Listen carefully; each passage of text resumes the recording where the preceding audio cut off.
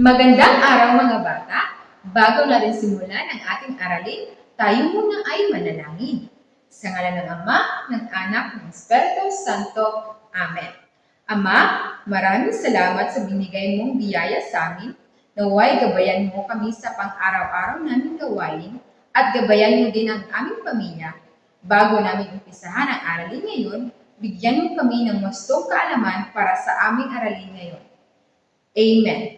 Sa ngalan ng Ama, ng Anak, ng Espiritu Santo. Amen. Magandang araw mga bata! Ako nga pala si Binibining Labay at ako ang inyong guro sa araw na ito. At ngayon, bago tayo tumungo sa panibagong aralin, tayo muna ay magbabalik-aral. Ngayon naman ay babasahin ko ang panito. Taas ang masayang mukha at tatayo kung ang sitwasyon ay tama, at itaas ang malungkot na mukha at manatiling nakaupo kung ang sitwasyon ay mali.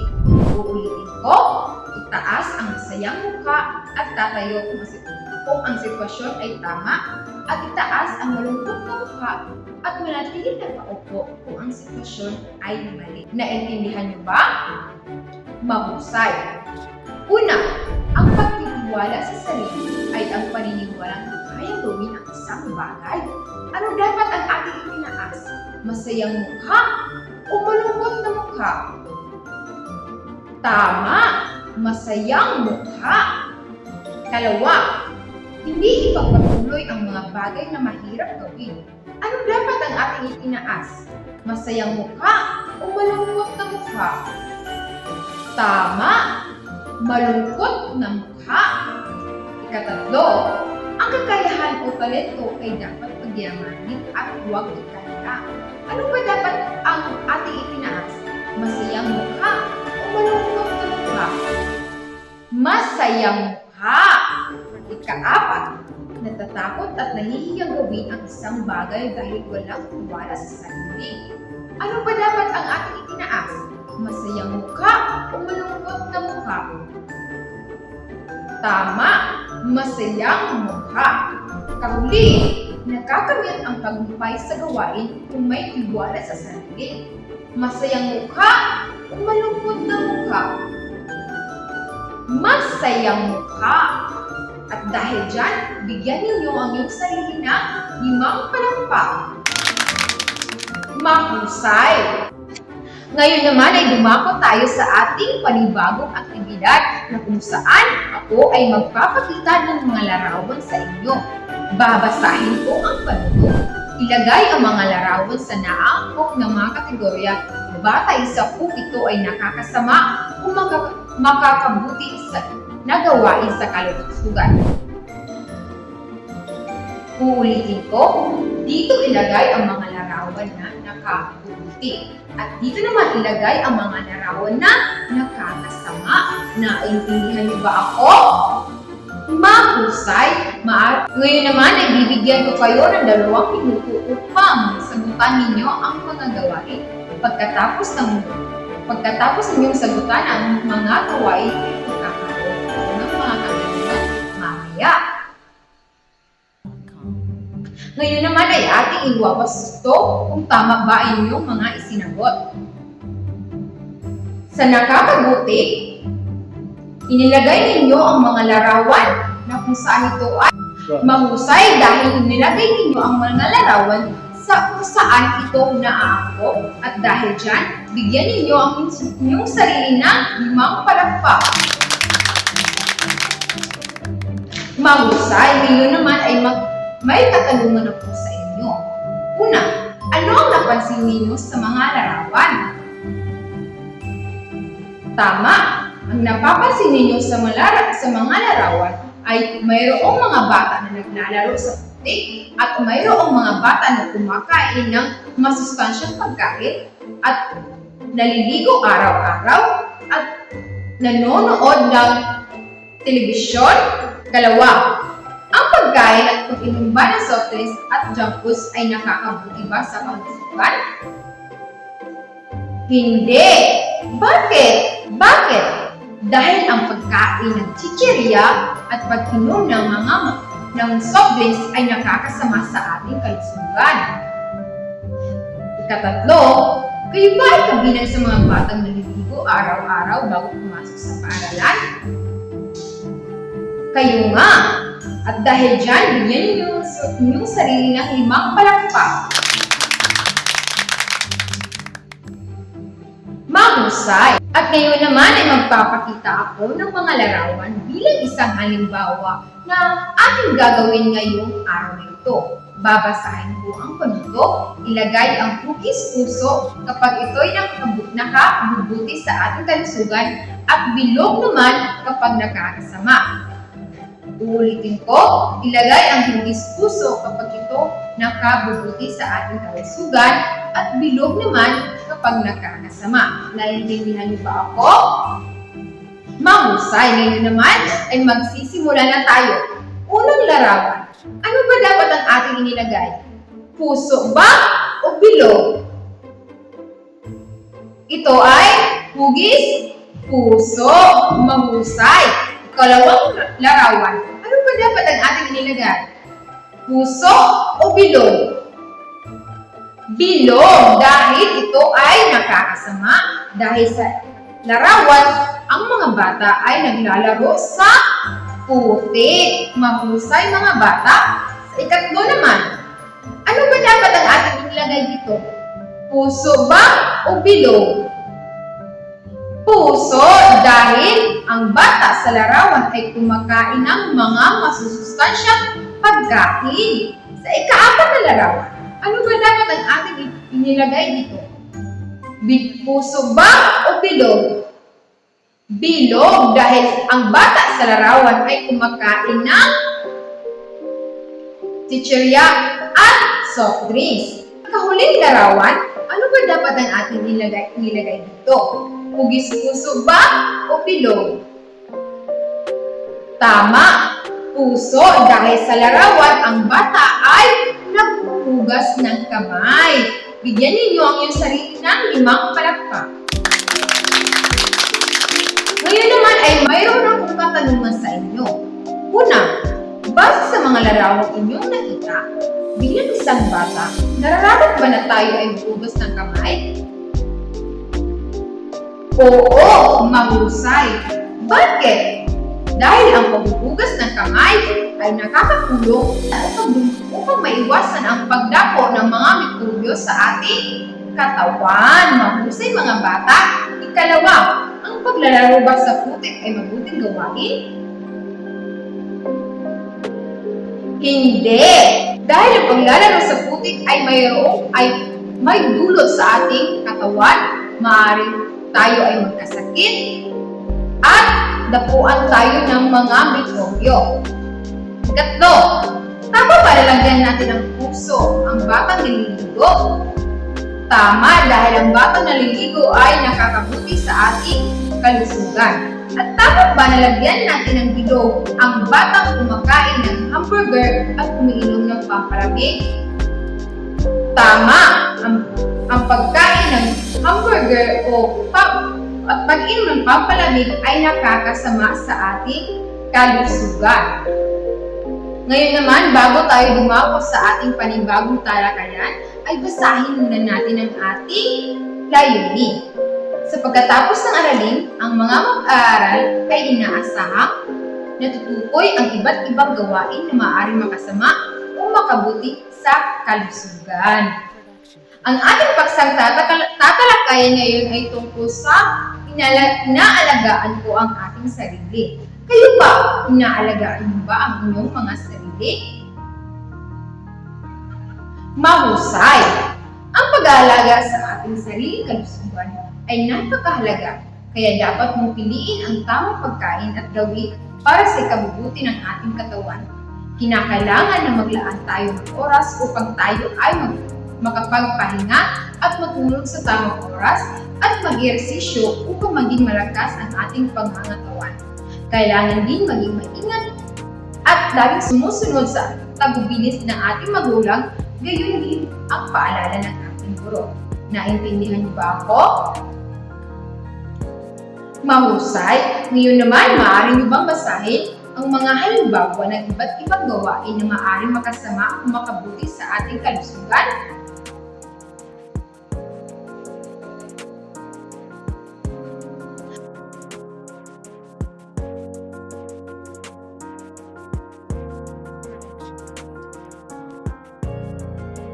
Maraming salamat mga bata!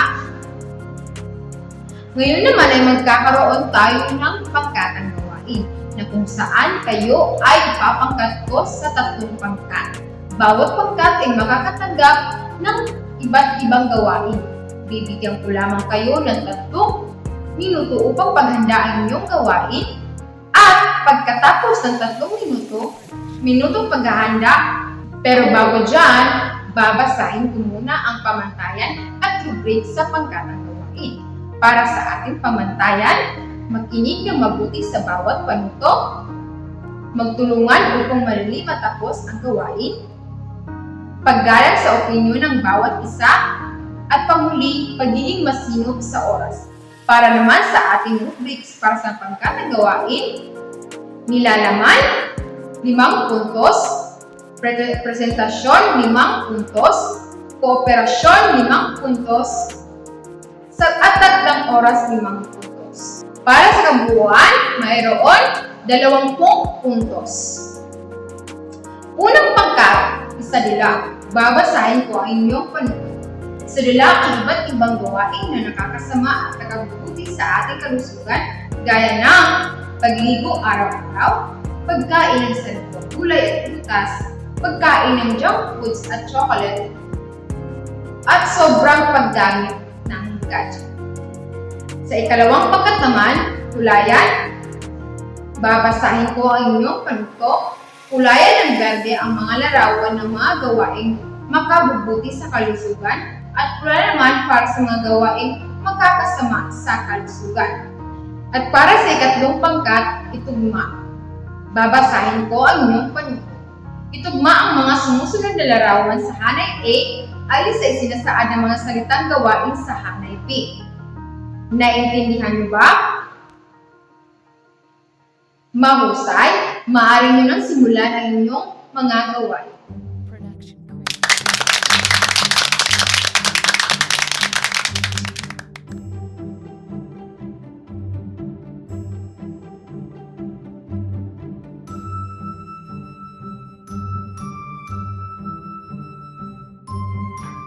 Ngayon naman ay ating iwawasto ang inyong mga gawain.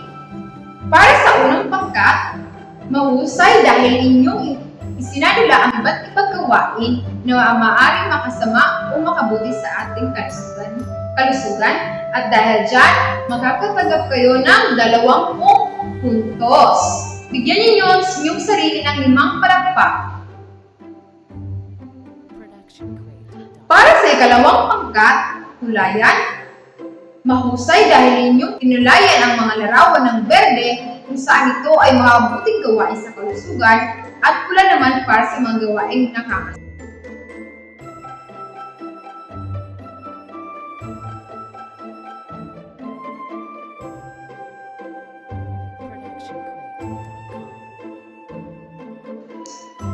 At para naman sa ikatlong pangkat, mahusay dahil inyong itinugma ang mga sumusunod na larawan sa hanay A ayon sa isinasaadang mga salitang gawain sa hanay B. At dahil dyan, makakatanggap kayo ng 20 puntos. Ngayon naman ay dumako tayo sa panglinang sa kabihaskan ng aralin tungo sa formative assessment na kung saan magpapakita ako o magsasagawa tayo ng gawain. Babasahin ko ang panuto. Itaas at iwagayway ang thumbs up kung ang gawain ay nakabubuti sa kalusugan at itaas naman ang thumbs down kung hindi. Uulitin ko, itaas at iwagayway ang thumbs up kung ang gawain ay nakabubuti sa kalusugan at itaas naman ang thumbs down kung hindi. Una, kumain ng mga masustansyang pagkain. Thumbs down o thumbs up? Thumbs up, mahusay mga bata. Ikalawa, mag-ehersisyo araw-araw upang lumakas ang ating katawan. Thumbs up o thumbs down?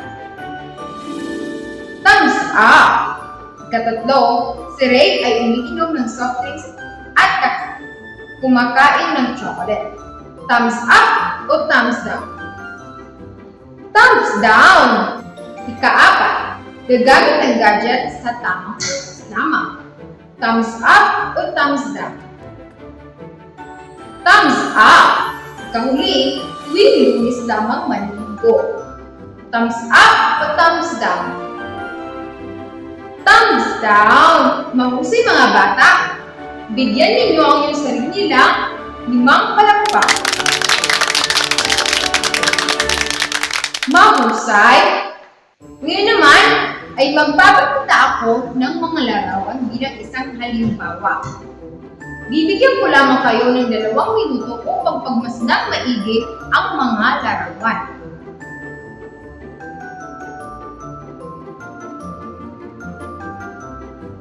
Mahusay?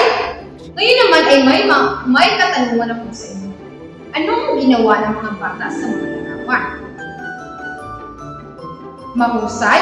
Ang ginawa ng mga bata sa larawan ay, ang unang larawan ay ang bata ay naglalaro sa puti. At sa ikalawang larawan naman, ang bata ay kumakain ng mga masustansyang pagkain. Ikalawa, anong larawan ang nagpapakita ng mga gawain na makakasama sa ating kalusugan? Ito ay ang unang larawan. At ano naman ang larawan na nakakabuti sa kalusugan? Ito naman ay ikalawang larawan. Mahusay mga bata, at dahil dyan, bigyan ninyo ang iyong sarili ng 5 palakpak.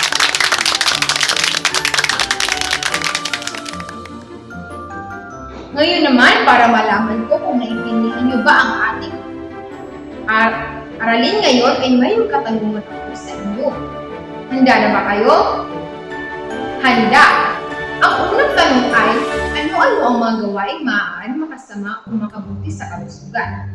Ang gawain na maaaring makasama sa kalusugan ay ito ay ang pagkain ng mga chichirya o pag-inom ng soft drinks o pampalamig at panonood ng TV at sobrang paglalaro ng gadgets. Ang gawain naman na maaaring makabuti sa ating kalusugan ay pagliligo araw-araw, pagkain ng mga masustansyang pagkain, paghuhugas ng kamay. Ikalawa, bakit mahalagang malaman natin ang iba't ibang gawain na maaaring makasama o makabuti sa ating kalusugan? Mahusay, mahalagang malaman natin ang iba't ibang gawain na maaaring makasama o makabuti sa ating kalusugan dahil upang maiwasan natin ang mga sakit na lumalapit sa ating katawan at para maging maiwasan ang mga mikrobyo. Kahuling tanong, ano ang epekto sa kalusugan kung tayo ay gagawa ng mga gawaing makabuti o mga kasama sa kalusugan? Ang epekto sa ating kalusugan kapag tayo ay gagawa ng makabuti ay ang ating kalusugan ay tayo ay magiging masigla, may karapatan tayong gumawa ng kung ano ang gusto natin gawin. At sa ating makasama naman, at sa epekto sa ating kalusugan kung tayo ay makasama, ay tayo ay magkakasama. Mahusay mga bata, dahil dyan bigyan ninyo ang mga sarili ng 5 palakpak.